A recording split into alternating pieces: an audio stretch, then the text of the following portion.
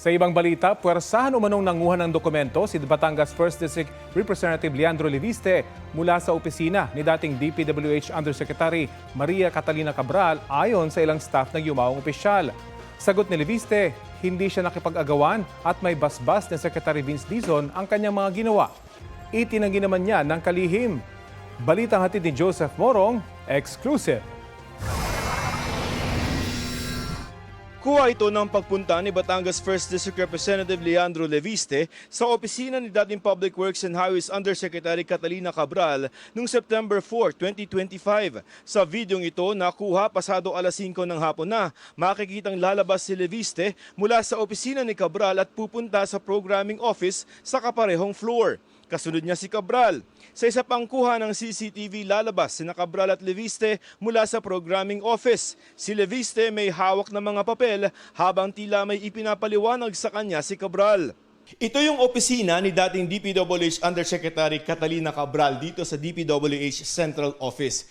Walang CCTV sa loob at ayon din sa mga staff na nakausap natin, ang hindi nakita sa CCTV ay yung mga naging aksyon ni Batangas Representative Leandro Leviste kung saan may hinahanap siya ng mga dokumento kay Cabral.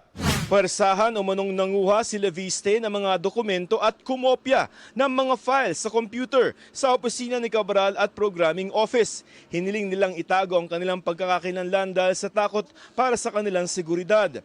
Ayon kay Kim, hindi niya tunay na pangalan, hinahanap ni Leviste kay Cabral ang mga proponent o pangalan ng mga mambabatas para sa mga proyektong nasa General Appropriations Act o GAA ng 2025. Nakita po namin sa loob, parang si Kong po, kuha ng mga dokumento. Hawak niya po yung phone niya. Tapos binivideohan niya po lahat ng mga papel. Tapos si ma'am po, parang Kong, wag naman, ano po bang kailangan niyo, prepare naman na. Tapos that was the time na medyo tumataas na po yung boses ni Kong. Ang sabi niya po noon na, bakit may tinatago ba kayo? May isang pagkakataon ding nasugatan si Cabral dahil sa pakikipag-agawan ng dokumento kay Leviste. Pagkapasok po namin, naalala ko po, yung kamay ni ma'am nakaganon, ang dami pong dugo sa damit niya, yung ibang papel po nun meron mga dugo din. And then, doon na po kami nakiusap kay Kong na baka Kong pwedeng wag naman ganito. Wag naman. Kasi may sugat na po si ma'am.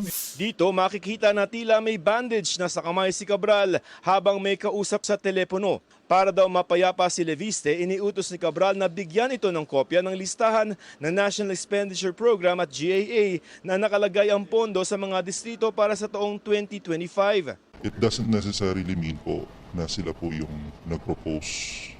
Kasi kami, pinaplatnan namin kung ano talaga yung nasa official document, kung how much talaga ang napunta doon sa district na yon, sa NEP and sa GAA. Hindi yan yung request. Request ng mga congressmen, mga pasingit niya. Hindi po. Hindi po.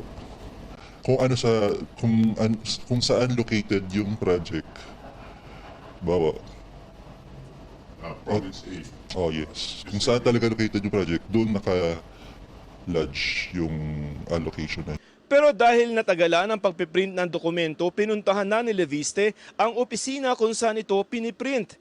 Doon daw, sa pilitang nangopya ng mga files galing sa computer si Leviste. Umupo po doon si Kong.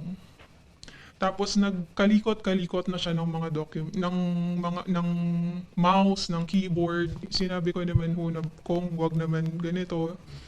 Umabot pa nga po ako sa point na sabi ko, Kong, empleyado lang kami, baka pwedeng wag naman kami idamay. Nakikita ko na po si ma'am, nanginginig na siya, tapos tumitingin siya sa amin. Tumigil na lamang daw si Leviste nang dumating si Cabral. Pasado alas 6 ng gabi, umalis si Leviste sa DPWH. Nagdesisyon daw silang magsalita ngayon dahil si ginagawa na rin ni Leviste. Ayon kay Leviste, pumunta nga siya sa opisina ng Cabral pagkatapos niyang puntahan ang isang assistant secretary ng DPWH.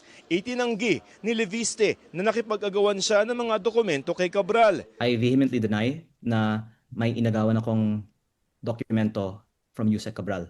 At ang tanong ko po, bakit ngayon lang po yung sasabihin kung totoo man yan? Tinanong namin si Leviste kung totoo rin na nangopya siya ng files mula sa isang computer at kung ano ang mga nakuha niyang dokumento. You were able to get some documents from the desktop. Mhm. Okay. Hindi mo lang sabihin, You can see- pwedeng I hope that the public can see na lahat ng direction ko ay para maging transparent tayo sa budget. anong file nakuha mo, sir? Kung meron. Basta ang sinasabi ko kay Sec Vince, wag nang tanongin anong meron ako. Ilabas mo ng lahat ng meron ka. Ang mga ginawa daw niya sa opisina ng Cabral may basbas ni DPWH Secretary Vince Dizon at hindi rin daw niya ginagamit lamang si Cabral. All of this was with the authorization of Sec Vince. Kasi muli, andun nga po si Yusek Cabral. Yeah. On the phone naman si Sec Vince. Wala naman nagsabi sa akin na huwag mong gawin yan. Bagay na itinanggi ni Dizon. Legislative district breakdown, absolutely. Pero yung pag nakaw niya ng files sa computer, huwag ang imprimatur yun. Yung pag ano, yung nakipagagawan siya ng papel kay Cabral, huwag ang imprimatur. Basta, huwag nakikita ng imprimatur. Nasa ombudsman na rin daw ang mga dokumento. Documents are already with the ombudsman. So, the ombudsman will decide what to do with those documents. At kung hindi man daw nila ipinablotter o nireport sa pulisya ang ginawa ni Leviste, I-request kasi si Kaki na huwag ko nang pagakihin eh. Nag-request ako kay Kaki. Nag-request si Kaki sa akin. Ayaw mag-sworn statement eh. Natatakot siya nun eh. Joseph Morong nagbabalita para sa GMA Integrated News. Itinanggi ni Public Works Secretary Vince Dizon ang aligasyon ni Batangas 1st District Representative Leandro Leviste tungkol sa insertions at allocable sa umano niya sa national budget. Kasama raw rito ang dati umanong BCDA Flood Control Project ng Kalihim. Sa pahayag na inilabas ng DPWH, sinabi ng kagawaran na dati nang nilinaw ng Basis Conversion and Development Authority na wala itong flood control project na pinondohan mula sa mga allocable fund, budget insertion o iba pang anilay discretionary source. Wala raw basihan at katotohanan ang akusasyong ito ni Leviste. Ayon pa sa DPWH, nagdudulot din daw ng pagdududa o suspicion ng timing ng aligasyon ng mambabatas na lumabas matapos ang pagsisiwalat ng mga tauhan ni dating Undersecretary Maria Catalina Cabral na puwersahan at iligal niyang kinuha ang mga file mula sa dating opisyal.